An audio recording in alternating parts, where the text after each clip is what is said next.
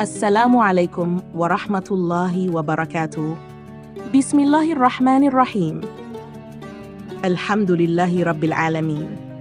Segala puji bagi Allah subhanahu wa ta'ala, Rabb semesta alam. Dialah yang telah menurunkan Al-Quran sebagai petunjuk bagi umat manusia, penyembuh bagi hati yang gundah, dan pelita bagi jiwa yang merindukan kebenaran.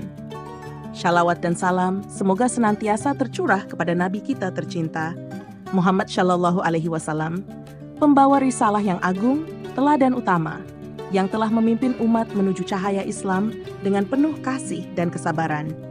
Sahabat dunia history yang dirahmati Allah, selamat datang kembali di ruang ini, tempat kita bersama-sama menelusuri jejak sejarah, menelaah hikmah, dan merenungkan kebijaksanaan yang terkandung dalam ayat-ayat suci Al-Quran. Hari ini kita akan membahas sebuah surat yang syarat dengan pelajaran berharga, yaitu surat Al-Ma'un, beserta asbabun nuzul, sebab-sebab turunnya ayat, dan tafsir para ulama terkait pesan yang terkandung dalam ayat-ayatnya.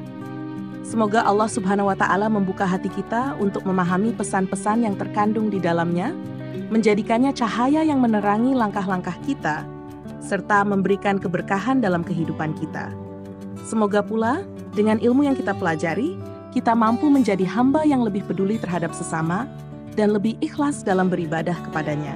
Mari kita awali pembahasan ini dengan niat tulus untuk meraih ridha Allah dan mengambil pelajaran dari sejarah Islam yang penuh hikmah.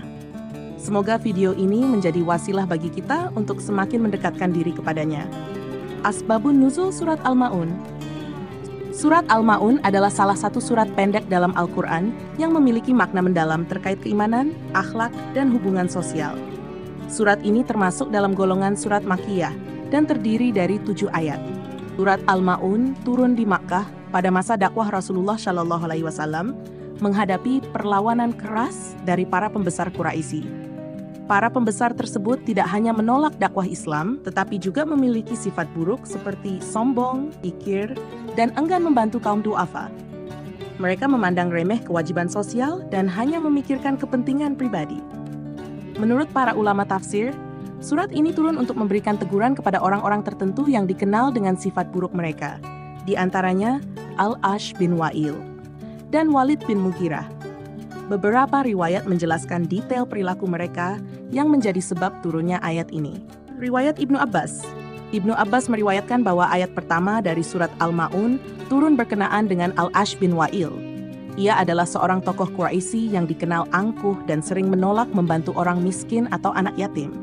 Diriwayatkan dari Ibnu Abbas radhiyallahu anhuma.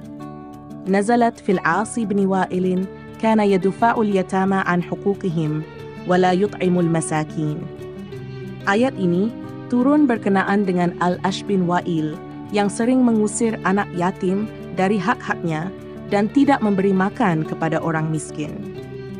Sifat ini menjadi cerminan dari orang-orang yang tidak memiliki kepedulian sosial meskipun mereka berada dalam komunitas yang mengagungkan kesukuan dan kebersamaan. Surat ini juga mencela mereka yang melaksanakan salat secara lalai dan tidak ikhlas. Imam Al-Qurtubi menyebutkan dalam tafsirnya bahwa ayat-ayat ini mencakup orang-orang munafik yang salat hanya untuk dilihat oleh manusia tanpa rasa takut kepada Allah. Rasulullah Shallallahu Alaihi Wasallam bersabda dalam sebuah hadis sahih, Inna athqalas salati alal munafiqin salatul isya'i wa salatul fajr wa la yashhadunahuma illa riya. Sesungguhnya salat yang paling berat bagi orang munafik adalah salat isya dan salat subuh, dan mereka tidak melaksanakannya kecuali hanya untuk pamer. Setelah kita mengetahui asbabun nuzulnya, mari kita mulai ke pembahasan tafsir surat Al-Ma'un menurut para ulama. Surat Al-Ma'un. Ara'aital ladzi yukadzibu bid-din.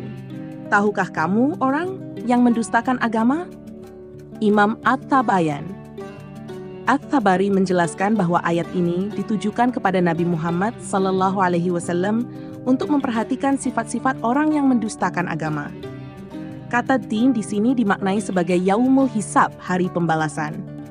Orang yang mendustakan agama adalah mereka yang tidak percaya bahwa mereka akan dihisab atas amal perbuatannya. Menurut At-Tabari, ayat ini juga dapat mencakup sikap menolak kebenaran wahyu, mengabaikan perintah Allah, dan tidak memperhatikan kewajiban sosial yang menjadi bagian dari agama.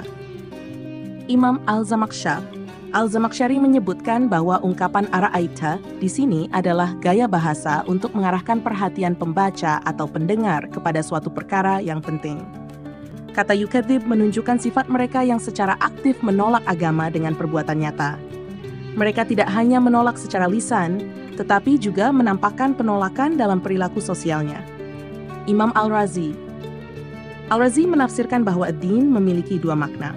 Pertama, hari pembalasan, dan kedua, prinsip-prinsip agama Islam secara keseluruhan. Orang yang mendustakan agama adalah mereka yang tidak percaya kepada Allah, hari kiamat, atau ajaran yang dibawa Rasulullah SAW. Ia juga menekankan bahwa sifat mendustakan agama berakar dari keangkuhan, egoisme, dan kebencian terhadap kebenaran. Fadzalika alladzi yad'ul yatim. Itulah orang yang menghardik anak yatim. Imam At-Tabari, kata yada'u diartikan sebagai mendorong dengan keras atau memperlakukan dengan kasar. Anak yatim yang dimaksud adalah anak-anak kehilangan ayah mereka sebelum mencapai usia dewasa dan belum mampu mandiri. At-Tabari menegaskan bahwa perilaku ini mencerminkan hati yang tidak memiliki rasa belas kasihan dan jauh dari keimanan. Orang yang mendustakan agama tidak memiliki empati terhadap kelompok yang lemah seperti anak yatim. Imam Al-Zamakhsyari, dalam Al-Kasyaf, Zamakhsyari menyoroti bahwa tindakan yada'ul yatim tidak hanya sekadar menolak memberi bantuan, tetapi juga menunjukkan kekerasan terhadap mereka.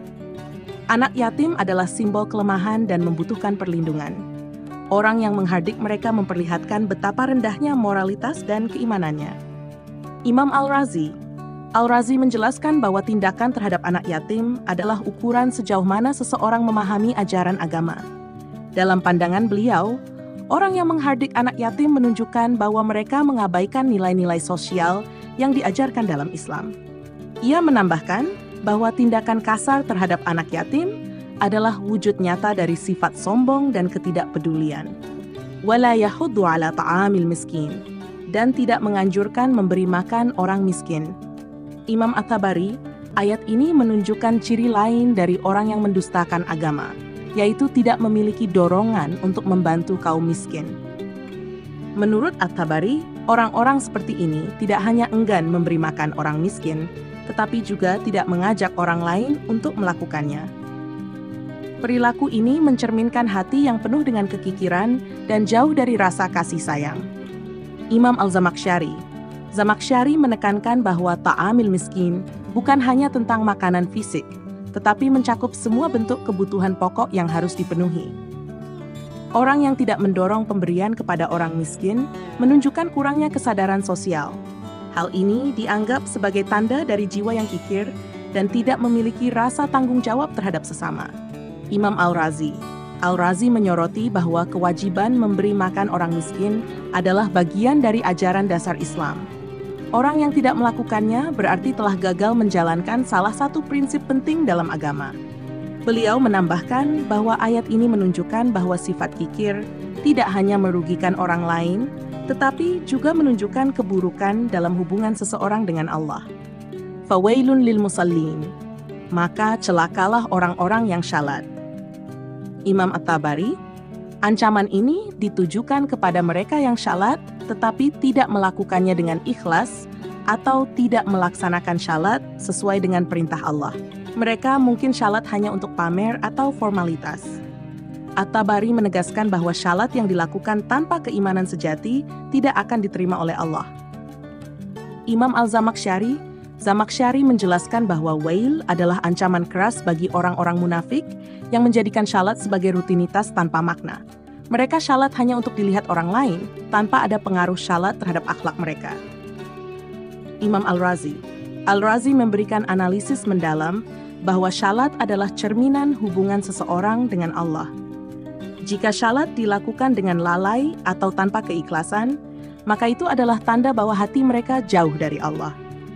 Alladzina hum an salatihim sahun, yaitu orang-orang yang lalai terhadap syalatnya. Tafsir Imam At-Tabari, lalai di sini berarti tidak khusyuk dalam syalat, tidak memahami tujuan syalat atau sering menunda-nunda waktu syalat hingga hampir habis.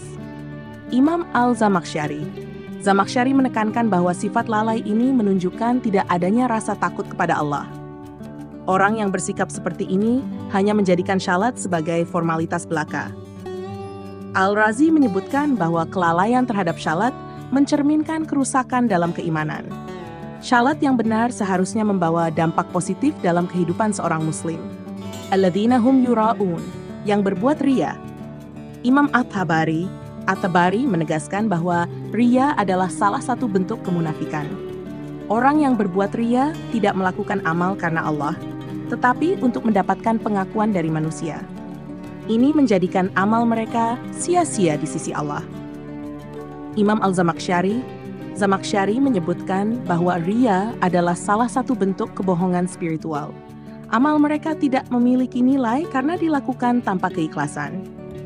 Imam Al-Razi menekankan bahwa riya merusak hubungan antara manusia dengan Allah dan amal seperti ini tidak akan diterima olehnya. Wa yamna'unal ma'un, dan enggan memberikan bantuan. Imam At-Tabari menjelaskan bahwa al-ma'un mencakup segala bentuk bantuan kecil, seperti peralatan rumah tangga atau air. Orang yang menahan bantuan ini menunjukkan kekikiran yang sangat parah. Imam Al-Zamakhsyari menafsirkan al-ma'un sebagai hal-hal kecil yang biasa diminta dalam kehidupan sehari-hari. Orang yang menahan barang seperti itu mencerminkan sifat egois dan tidak peduli terhadap sesama. Imam Al-Razi menjelaskan bahwa penahanan terhadap al-ma'un, bantuan menunjukkan tidak adanya rasa kasih sayang dalam diri seseorang. Hal ini bertentangan dengan ajaran Islam yang menekan tolong-menolong, bahkan dalam hal-hal kecil. Surat Al-Ma'un mengajarkan kepada kita bahwa keimanan sejati bukan hanya sekadar ucapan atau ritual ibadah. Ia harus terlihat dalam amal perbuatan dan interaksi kita dengan sesama manusia. Iman yang benar adalah iman yang hidup, yang menggerakkan hati untuk peduli, tangan untuk memberi, dan langkah untuk membantu. Rasulullah Shallallahu Alaihi Wasallam bersabda melalui Abdullah bin Umar radhiyallahu anhuma, an Abdullah bin Umar radhiyallahu anhuma, anna Rasulullah sallallahu alaihi wasallam qaal, wa man kana fi hajati akhihi kana Allahu fi hajatihi. Dari Abdullah bin Umar radhiyallahu anhuma, Rasulullah sallallahu alaihi wasallam bersabda, barang siapa membantu kebutuhan saudaranya, maka Allah akan memenuhi kebutuhannya. Diriwayatkan oleh Al-Bukhari dan Muslim. Hadis ini menggambarkan hubungan erat antara perhatian kepada sesama dengan kedekatan kepada Allah. Setiap kali kita menolong seseorang, sejatinya kita sedang membuka pintu pertolongan Allah untuk diri kita sendiri.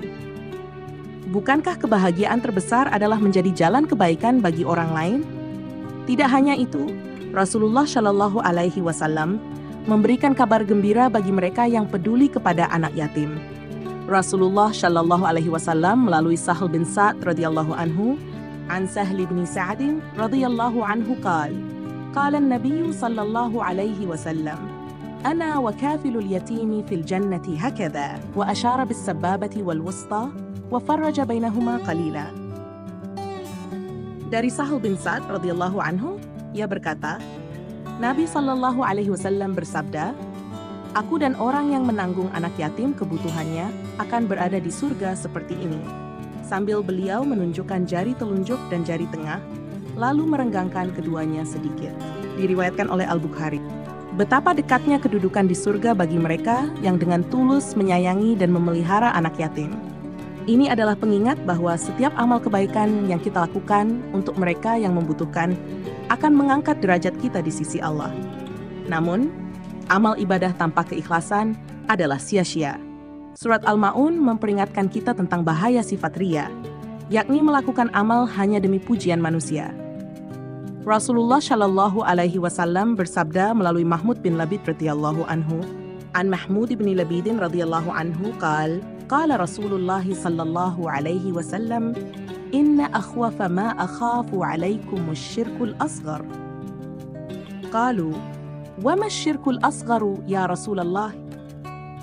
قال الرياء. Dari Mahmud bin Labid radhiyallahu anhu, ia berkata, Rasulullah sallallahu alaihi wasallam bersabda, sesungguhnya hal yang paling aku khawatirkan atas kalian adalah syirik kecil. Para sahabat bertanya, "Apa itu syirik kecil, wahai Rasulullah?" Beliau menjawab, "Riya." Diriwayatkan oleh Ahmad, amal yang ikhlas bagaikan pohon yang akarnya kokoh menghujam ke dalam tanah. Sementara amal yang dilakukan dengan riya hanyalah daun-daun kering yang tertiup angin, tidak berbuah dan sia-sia. Dalam perjalanan iman, salat menjadi penopang utama. Namun, Rasulullah Shallallahu Alaihi Wasallam bersabda melalui Abu Hurairah radhiyallahu anhu, an Abi Hurairah radhiyallahu anhu, qala Rasulullah Sallallahu Alaihi Wasallam, laisa salatun athqala 'ala al-munafiqina min al-fajr wal-'isha, walau ya'lamuna ma fihima la'atawhuma walau habwan. Dari Abu Hurairah radhiyallahu anhu, ia berkata, Rasulullah Sallallahu Alaihi Wasallam bersabda, tidak ada salat yang lebih berat bagi orang munafik daripada salat subuh dan salat isya. Jika mereka tahu pahala yang ada di dalam keduanya, pasti mereka akan mendatanginya sekalipun harus merangkak. Diriwayatkan oleh Al-Bukhari dan Muslim. Hadis ini mengingatkan kita bahwa iman bukanlah sesuatu yang mudah, tetapi ia memerlukan perjuangan, terutama dalam melawan kemalasan dan sifat munafik dalam diri. Munafik adalah salah satu sifat yang dicela dalam surat Al-Ma'un. Salat mereka dilakukan tanpa hati yang tulus, sekadar untuk pamer kepada manusia.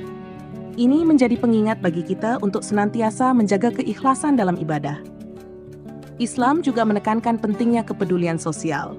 Rasulullah Shallallahu Alaihi Wasallam bersabda melalui Abdullah bin Mas'ud radhiyallahu anhu, an Abdullah bin Mas'udin radhiyallahu anhu, qala an-nabiy sallallahu alaihi wasallam, ma amana bi man bata syab'an wa jaruhu ja'i'un ila janbihi wa huwa ya'lam. Dari Abdullah bin Mas'ud radhiyallahu anhu, ia berkata, Nabi sallallahu alaihi wasallam bersabda, tidak beriman kepadaku orang yang tidur dalam keadaan kenyang, sementara tetangganya lapar di sampingnya, sedangkan ia mengetahuinya. Diriwayatkan oleh At-Tabrani, dinilai hasan oleh Albani. Pesan ini menggetarkan hati. Bagaimana kita dapat mengaku beriman jika kita tidur nyenyak sementara tetangga kita kelaparan? Bukankah iman itu hadir dalam kepedulian dan kasih sayang kepada sesama? Surat Al-Ma'un adalah panggilan untuk menyadari bahwa iman bukan hanya ibadah pribadi kepada Allah, tetapi juga tanggung jawab sosial. Hubungan antara ibadah dan akhlak ditekankan dengan jelas. Salat yang tidak membawa pengaruh positif dalam perilaku dan sikap terhadap orang lain hanyalah ritual tanpa ruh. Sebagaimana dikatakan oleh Hasan Al-Basri, salat tanpa khusyuk adalah seperti tubuh tanpa ruh, dan amal tanpa keikhlasan adalah seperti debu yang diterbangkan angin. Ibn Qayyim Al-Jauziyah juga mengingatkan, kebaikan hati tercermin dalam kepedulian kepada sesama. Iman adalah apa yang menyatukan hati, akhlak, dan amal. Said Qutb menguatkan pesan ini dengan mengatakan bahwa Islam bukan sekadar ritual, melainkan sebuah jalan hidup yang melibatkan tanggung jawab sosial, kasih sayang, dan kepedulian kepada orang lain. Ibn Taimiyah juga mengingatkan bahwa kedermawanan adalah bukti kemuliaan hati dan orang yang beriman akan selalu melihat kebutuhan mereka kepada Allah dengan menolong sesamanya. Sahabat Dunia History, mari kita renungkan pesan yang mendalam dari surat Al-Ma'un ini. Iman sejati harus memancar dalam setiap tindakan kita, menjadikan kita lebih peduli, lebih dermawan, dan lebih bertanggung jawab terhadap sesama. Karena sejatinya, manusia terbaik adalah yang paling bermanfaat bagi orang lain. Sekian pembahasan kali ini, semoga bisa menjadi manfaat dan menambah wawasan keilmuan. Subhanakallahumma wa bihamdika, asyhadu an la ilaha illa anta, astaghfiruka wa atubu ilaik. Wassalamualaikum warahmatullahi wabarakatuh.